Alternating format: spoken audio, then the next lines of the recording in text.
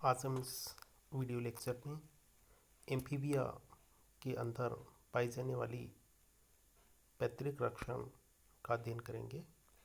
Amphibia वे जंतु हैं जो जलीय तथा थलीय माध्यम दोनों में रहने के लिए अनुकूलित होते हैं। ये प्रथम वर्टिब्रेट्स हैं जो जलीय माध्यम से निकल करके स्थलीय माध्यम में टेरेस्ट्रियल कंडीशंस के अंदर रहने के लिए अनुकूलित हुए थे। साथ ही इनके अंदर इनके यंग वंस को बचाने के लिए, इनके अंडों को और इनके जो शिशुओं को बचाने के लिए बहुत सारे जो अनुकूलन इनके अंदर पाए जाते हैं। इसमें से एक है इनके अंदर पाए जाने वाली पेरेंटल केयर। क्या है पेरेंटल केयर और एम्फीबिया के अंदर इसको क्यों अध्ययन किया जाता है और कितने प्रकार की ये पेरेंटल केयर होती है, कौन कौन से जो एनिमल्स हैं वो पेरेंटल केयर को शो करते हैं। तो बहुत सारे वर्टिब्रेट्स के द्वारा पेरेंटल केयर को प्रदर्शित किया जाता है। पेरेंटल केयर जंतुओं के अंदर एक इनेट बिहेवियर है जिसके द्वारा ये अपने यंग वंस तथा अंडों की प्रीडेटर्स की रक्षा करते हैं और अनफेवरेबल जो कंडीशंस जो होती हैं, जो होस्ट प्रीडेटर और उनके द्वारा जो खतरा उत्पन्न होता है, जो यंग वंस को बचाने के लिए अलग अलग जो तरीके अपना करके उनकी रक्षा करते हैं। और इस प्रकार की जो स्ट्रेटजी है, इस प्रकार की जो प्लानिंग है वो पेरेंटल केयर कहलाती है। जैसा कि हम एम्फीबिया के अंदर पेरेंटल केयर का अध्ययन कर रहे हैं, तो इसके अंदर पाई जाने वाली जो पैतृक जो रक्षण है उसको मुख्य दो कैटेगरीज के अंदर रख करके अपन अध्ययन करेंगे। पहला जो प्रोटेक्शन बाय नेस्ट। प्रोटेक्शन से मतलब ये होता है कि अंडों को और यंग वंस को ऐसे स्थानों पर या ऐसी स्ट्रेटजी से दिया जाए ताकि उनको प्रेडेटर्स तक उनकी पहुंच नहीं हो पाए। जैसे अंडों को छोटे घोंसले बना करके देना, उसको नर्सरीज के अंदर देना, उनको ऐसे आवास के अंदर देना, ऐसा शेल्टर हो। और इसी प्रकार दूसरी जो कैटेगरी उसमें अंडों की डायरेक्ट केयरिंग पेरेंट्स के द्वारा की जाती है। तो protection by the nest, nurseries और शेल्टर्स प्रथम जो कैटेगरी उसको लेते हैं।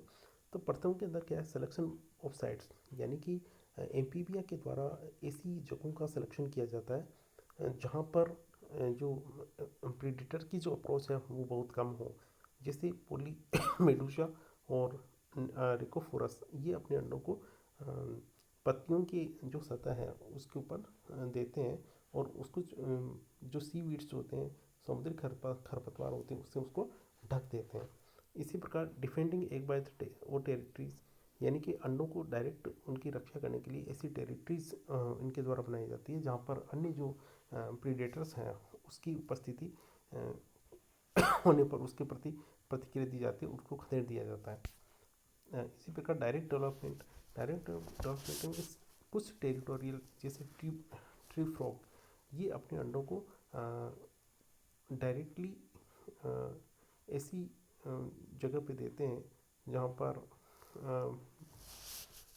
उसकी अप्रोच कम हो, और यानी कि इनके अंदर किसी भी टाइप की लार्वल जो स्टेजेस वगैरह इस टाइप की नहीं पाई जाती। इन अंडों को सीधा ही लार्वल स्टेज के बगैर ही मेच्योरिटी में बदल दिया जाता है।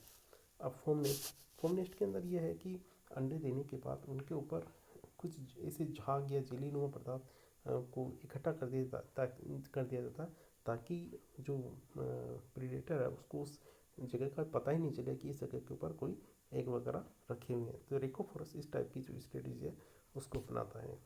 इसी प्रकार मड नेस्ट का मतलब कीचड़ के अंदर छोटे छोटे घोंसले बना करके उन जगहों के ऊपर अंडे इनके द्वारा दिए जाते हैं। जैसे ब्राजीलियन ट्री फ्रॉग, ब्राज़ील में के अंदर ट्री फ्रॉग पाया जाता है, वो इस टाइप की स्ट्रेटजी अपनाता है। मड के अंदर छोटे से गड्ढे के अंदर अंडों को देता है।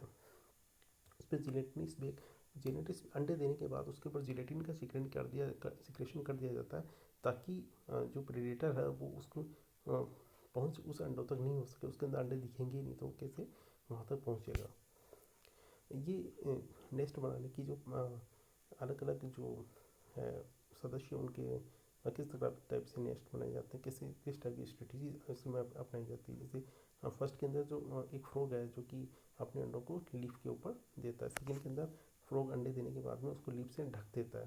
थर्ड के अंदर फ्रॉग ऐसी टनल या उस जगह पर अंडे देते हैं। अंडे देने के बाद में उसके ऊपर चारों फोम जो है उसको इकट्ठा करते थे, जो झाग है वो एकत्रित करते थे ताकि प्रेडेटर को दिखाई नहीं देंगे। इसी प्रकार जो नेस्ट जो छोटे छोटे गड्ढों के अंदर जो है अंडों को दिया जाता है मड नेट्स में। इसके अलावा जो डायरेक्ट जो जिसमें पेरेंट्स का सीधा इन्वॉल्व होता है उसको direct caring by the parents बोलते हैं, जिसके अंदर जैसे calling around the egg, coiling around the egg, coiling around the egg जैसे एक था फिश जो होती है अपनी अंडों के चारों तरफ एक कुंडली बना करके उनको लपेट करके रखती है। तो इस कोलिंग से वो डायरेक्ट अपना जो योगदान है अंडों को बचाने के लिए करती है। ट्रांसमिट टेडपोल टू वाटर, ऐसे जो है टेडपोल बनने के बाद सीधा इसको पानी के अंदर विसर्जित कर दिया जाता है, पानी के अंदर छोड़ दिया जाता है।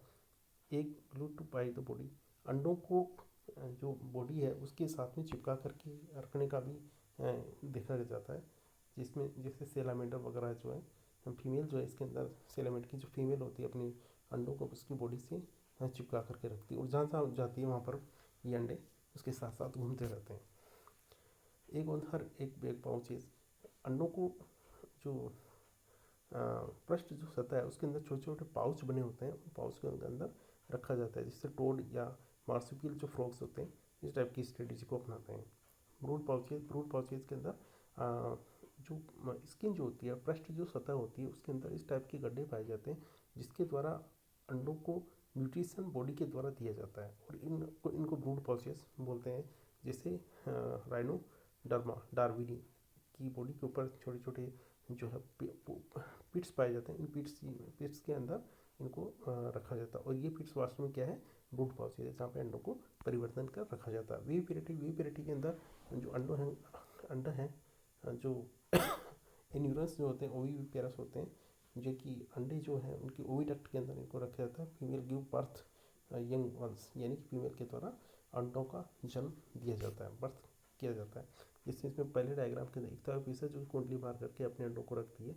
सेकंड के अंदर जो अंडे जो है उसकी बाह्य बॉडी के ऊपर अटैच रहते हैं और थर्ड के अंदर जो है जो फीमेल है अंडों को अपने अग्रभाग के अंदर लपेट करके रखती है।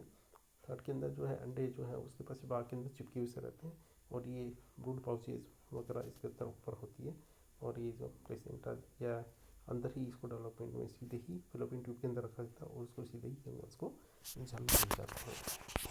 इस प्रकार हम देखते हैं कि ये एम्फीबिया के अंदर विभिन्न प्रकार की पेरेंटल केयर जो है वो देखने को मिलती है।